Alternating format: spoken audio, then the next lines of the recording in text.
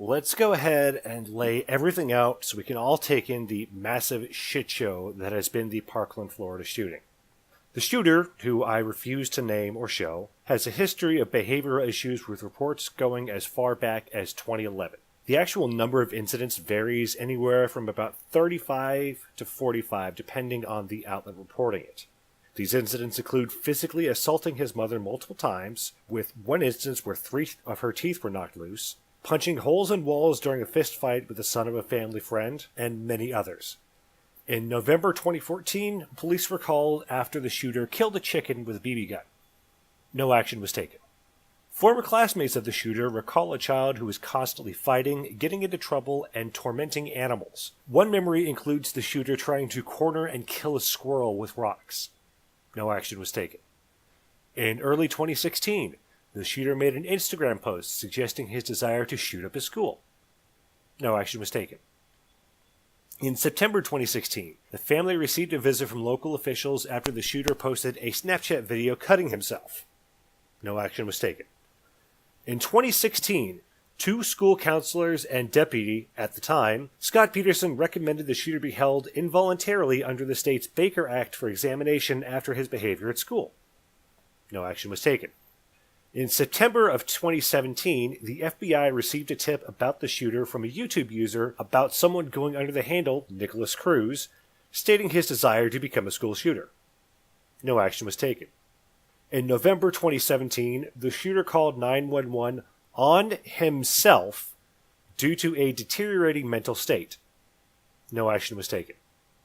The FBI received a second tip in January of this year via phone call from a person worried that the shooter would act out his violent fantasies he had been talking about. No action was taken. When the shooting occurred, deputy at the time, Scott Peterson, refused to engage the shooter. He did not enter the building filled with innocent children being shot down by a mentally ill teenager who should never have been allowed to own any firearm. During this time, other Broward County Sheriff's Department deputies, reports say anywhere from 2 to 4, were staged outside the school.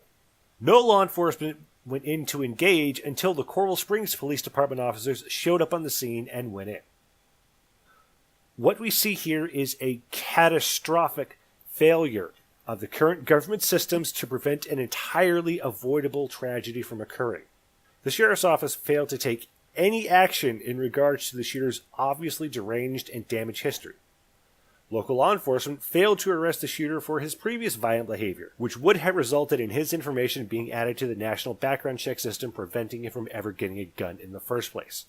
Local law enforcement failed to utilize the legal system already in place to hold the shooter for 3 days for mental health evaluation under the state's Baker Act.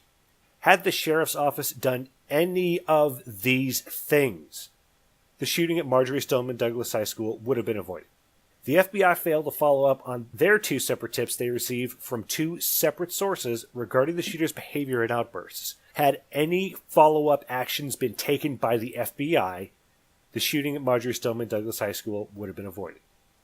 So, with all of this information available, with all of the multitudes of failures laid bare at multiple government levels for everyone to see, who needs to be held accountable? Who is at fault? Who do we blame? The NRA and its members, obviously.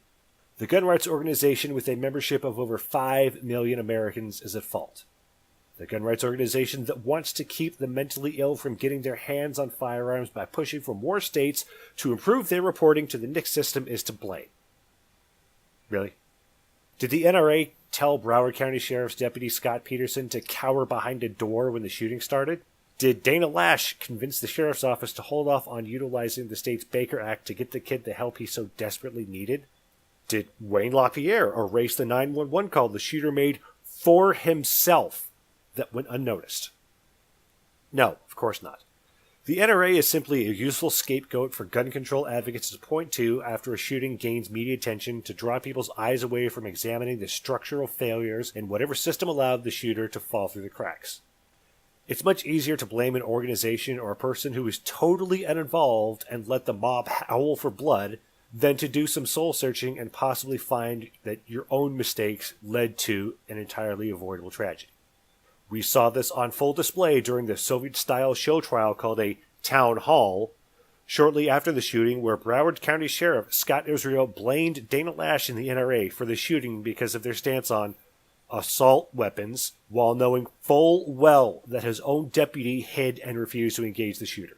He gladly let the NRA take the heat for his department's failures and let the ghoulish spectacle unfold, content in the knowledge that his department's shortcomings wouldn't come to light until the country was already focused on the NRA, already had their favorite target in mind.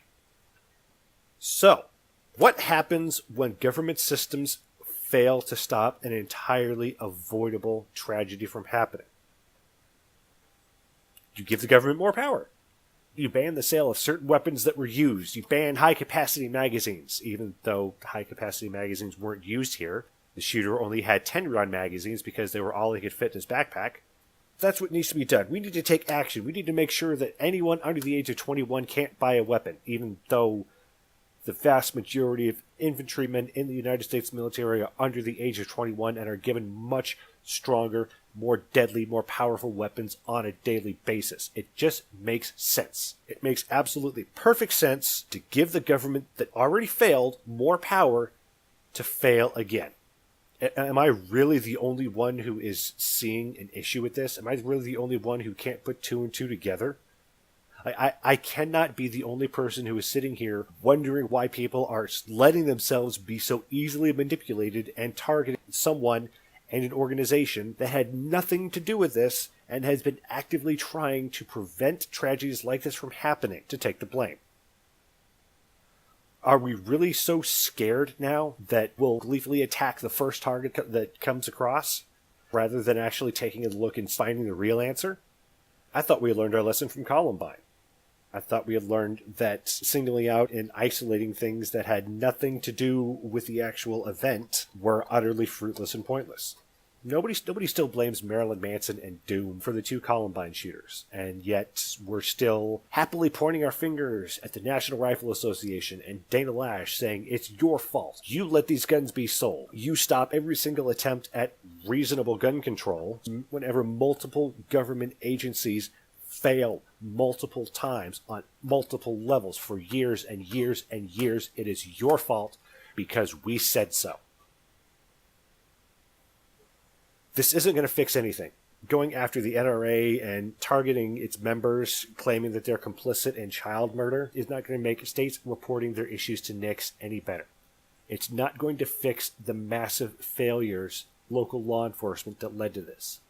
It's not going to change anyone's minds. All it's going to do is make people even more hyper-partisan and defensive than they already are. All this is doing is making people dig their trenches that much deeper and make it that much harder for actual reasoned conversation and debate to happen.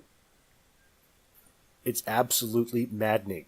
Again, we've seen this before, and until we actually take the time to stop, take a deep breath, get our emotions under control, and start looking for real, workable solutions, it's just going to happen again.